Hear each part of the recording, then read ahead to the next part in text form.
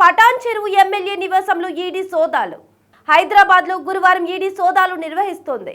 పటాన్ చెరువు ఎమ్మెల్యే గూడెం మహిపాల్ రెడ్డి నివాసంలో ఈరోజు ఈడీ తనిఖీలు చేపట్టింది. మహిపాల్ రెడ్డి కుటుంబ సభ్యులు, బంధువుల ఇళ్లలోనూ సోదాలు కొనసాగుతున్నాయి.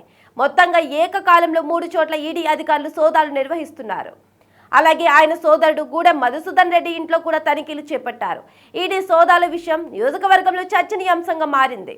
అయితే ఇద్దరు సోదరులు మైనింగ్, రియల్ ఎస్టేట్ వ్యాపారం చేస్తున్న విషయం తెలిసిందే. ఇదిలా ఉండగా ఇటీవలి కాలంలో ఓ కేసులో గూడెం మధు అరెస్ట్ అయిన విషయం తెలిసిందే.